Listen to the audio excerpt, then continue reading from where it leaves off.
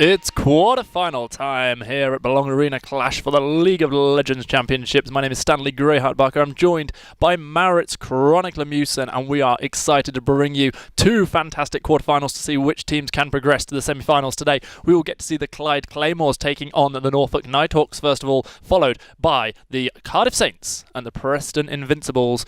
With this composition, I wouldn't be too sad if we see them scale up, as Hoff again and again is able to evade these ganks. No flash available, remember, for Unsinkable, so as he gets flipped back into that poison trail, he's going to find himself in a lot of trouble, and Hoff, who took that ignite, didn't even need to use it, which is just as well because it wasn't available. Almost be tempted to ignore everything that's ever been taught to you, to follow the advice on that riot bracelet and just chase after Singed, and you never should, because if we see here, it doesn't work.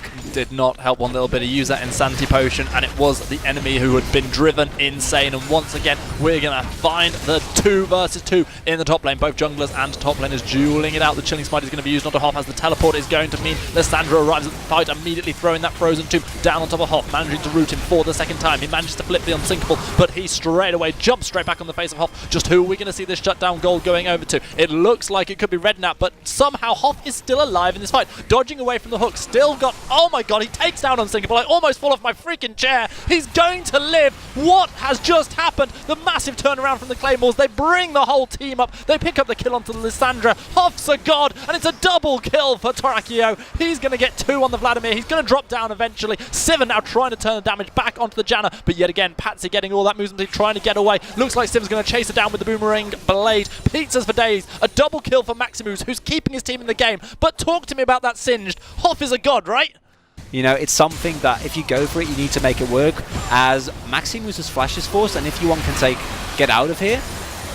It's going to be a root locked down by the Frozen Tomb, but now throwing down the final arrow and turning damage back over onto Maximus. It's going to be courtesy of the healer. Arup is able to get that one. Vladimir meanwhile has taken down the Rexa. It's a 2-0 in favour of the Clyde Claymores. They started the fight, forcing the flash out of Maximus, using that flash capitalism from the Jarvan, and now it's going to be the hook landing onto Hoff, but that's not the target you want. He flashes forward, he pulls Shady Mo back with him. The poison trail doing so very much damage. Turret shots are landing on Torakio, but because of the beautifully timed pull, the final turret shot does not land. They step away, having taken yet another turret, more kills, and the Claymores have got themselves a 5k lead. You've said it yourself, the Vayne's online, the Vladimir's online, the Singed has been online since level 1, and now the Clyde Claymores are rushing towards the inhibitor turret, and I don't think the Nighthawks can stop them. I gotta agree with you. I would love to see them go for a Baron, but why would you even in this situation? You know, and if 2 Mountain Drakes at the base falls rapidly as well, Hoff might finally go down, Hoff maybe? goes golden, courtesy of the stopwatch. It's going to be Vladimir getting himself a kill. Singed steps back into the fray, takes down the Jax, takes down the inhibitor turret. Vladimir gets the double kill onto the Fresh and is still chasing down Redknapp on the Rek'Sai. It's going to be the Void Rush being used, but I don't think that we are going to see the Rek'Sai manage to get the kill. I've got to take my words and eat them, though, because that is going to be Rek'Sai shutting down the Vladimir, but only just so that Janna can kill off the Rek'Sai in return. Now we're going to see the final Nexus turret drop down, and 25 minutes are not even on the clock as the Nexus turret drops down. The Clyde Claymores, in dominating fashion, get themselves 1 game away from the semi-finals. The point is that both of the teams have gone for, clumping up as 5. The Claymores did it defensively, looking over towards the bottom half of the map, but now we're going to see them collapsing into the top half. Redknapp is very much so caught out. He's taking a lot of damage already. He has got the flash available. He's saved it for so very long. He's going to stay... No, he's not going to stay alive. He doesn't even flash. He gives away the first blood. The Akali stayed in the bush, not even helping out her jungler. She's now in a massive amount of danger as well. Vladimir comes across, but he's not got the damage that's needed. Akali looking for the flash over the wall, but she doesn't flash either. Is the D button broken on these keyboards at the Norfolk Nighthawks? Let's see whether or not we get some kind of player here in the top lane. Trundle does have the Subjugate available. He's going to step forward, put the pillar down. Hoff dashes away straight into the waiting arms of his mid lane. And now we get the 2 versus 2, but this bit of damage is going to mean that Akali gets the kill onto the Urgot. The transition of kills is there because Silas takes down the Trundle. Now we have the straight out 1v1, and Unsinkable has been sunk by the Silas, who gets the double kill. The siege without the Caitlyn is actually quite poor, unless they can get Hoff right on top of the turret. But then situations like this, you can't have them. ShadyMo forced to use that pull so very, very early, immediately impaled. It's going to be Janna actually getting her first kill of the game. Deathless so far. It's going to be Patsy getting one for the team. And as a follow-up, Trundle is able to take down the Silas, who actually is not having quite the impact he would want to. The dash away from Unsinkable, the fear beyond death, not quite being channeled onto him. And at the end of the day, Janna with yet another kill. You look at the Vayne from the last game, it definitely had a Bork and a Gwynsu's by this point. It's not even close to that at this point, as we see the Claymores turning their attention towards the big purple worm. Can't blame them. I think what's going to happen is going to see the Nighthawks try and contest, then they get taken down, and then the Claymores actually get it. That seems to be the smartest way to do it, as they're making their way there, and Torakio is doing his best. Teleport comes in through now, but 3 Mountain Dragons. And the Baron is gone. Skarner securing that one. Now the fight is going to start. Silas dashing. It's going to be harsh with the first victim as he falls to a Caitlyn shot to the face. The backwards fight is working out very, very well for the Claymores. They managed to pick up 3 kills, only losing Caitlyn in the process. Now chasing down the Vladimir, who's doing what he can, but he has to flash away from the dash of Hoff, who slows him down. The pool is there for ShadyMo, but he's just running them into the unsinkable one. ShadyMo 1 shot away from death. Can he live? Yes, for now, but not anymore, because Skarner chases him down. Unsinkable, he's pretty much the last hope of his team right now. He's got to assassinate the right targets pretty much instantly. He just has a gunblade at 25 minutes. Like, he has just a gunblade. I can't really... Now he picks up the Oblivion Orb, and he already had the Seeker's Arm Guard as well.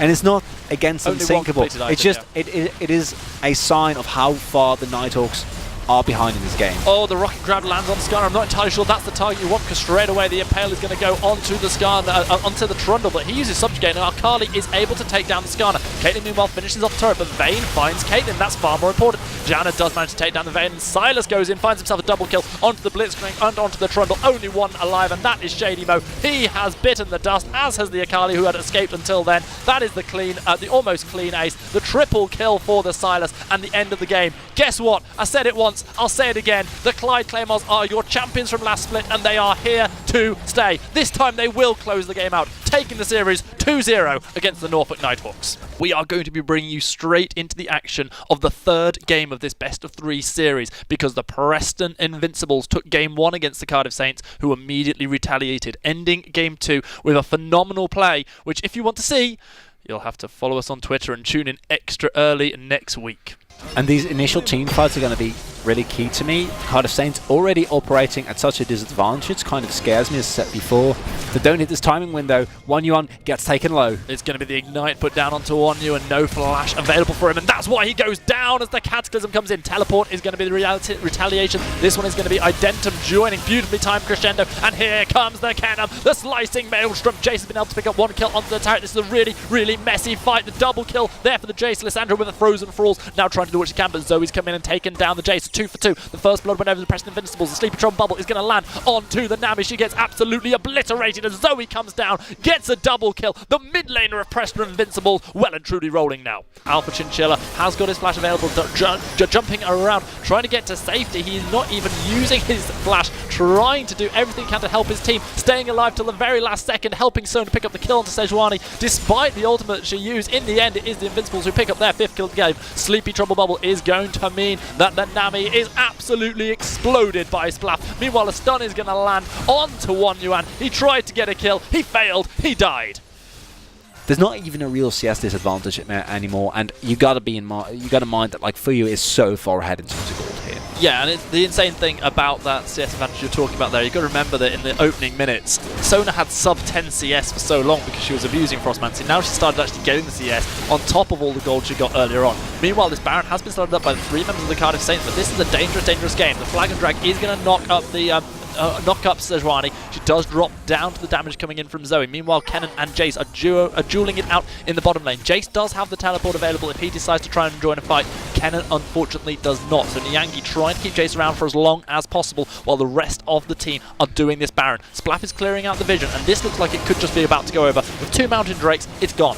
Baron's still up for a little while, and it is on the side of the Invincibles to see just how much of the base they can crack. Savonix may be caught out in a little bit of trouble, uses his trail, but is just not able to take it. Taken down by the Zoe, courtesy of a Cataclysm from Java. Now there is the option for this inhibitor to get dropped down as the Invincibles step forward, taking that first significant structure. The inhibitor is going to fall almost immediately after, and just how much can the Invincibles get from this push? They want to keep on going. They've got the Nexus turrets in their sights. Tuyu is just so completely confident, stepping forward, laying down the damage. That Lich Bane proc is amazing. It's going to be the crescendo onto the Vayne, who has to flash away. The jungler drops down. The Jace and the Vayne are sent for the hills. Despite the final hour, there's nothing the Vayne can do. And with the most outrageous of compositions, not just gems that are truly outrageous, it's the Preston Invincibles. We are going to see the cannon go down, but one Nexus turret already destroyed. The Nexus itself surely will fall in just a couple of seconds' time as the Cardiff Saints get eliminated by the Preston Invincibles.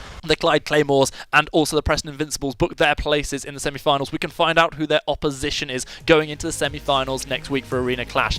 We have got you a play of the week picked by Maurits Chronicle Musen and myself, Stanley Greyheart Barker, and it is going to be one Evan with the fantastic play on Vayne at the end of Game 2 of the Cardiff Saints game against the Preston Invincibles. And as we move into the game here, Cardiff Saints have been ahead, but it hasn't been looking as good as they would like it to be. And as we're about to move into a post-Baron fight here, we see Splaff move in. It's going to be use of the Emperor's Divide, not able to do anything. Akali dashing back in, forcing the onslaught of shadows out of the Hecarim. Akali goes gold, and this is going to buy enough time for the Vel'Koz to come around. Caitlyn manages to pick off the Akali, but on the backside we do see one Evan taking down Sejuani, picking up his first kill of this fight. Now turned towards the Hecarim, the Silver Bolts proc, and it's going to be a double kill for one Evan. He gets 3 as the Azir drops down as well. Redemption is going to be there for the rest of the Cardiff Saints team, but it's not going to be one Evan needing it all. He gets the Quadra, he gets the Pentakill, and that's going to be the game for the Cardiff Saints. And on the back of this, they were able to even up the series there. Unfortunately, as we know now, they were not able to make it, but with a play like that, at least you go out guns blazing. On go the Preston Invincibles, on go the Clyde Claymores. Congratulations to both of those teams on stream today. I've been Stanley Greyheart Barker. This has been Maurits Chronicle Musen. We'll see you next time.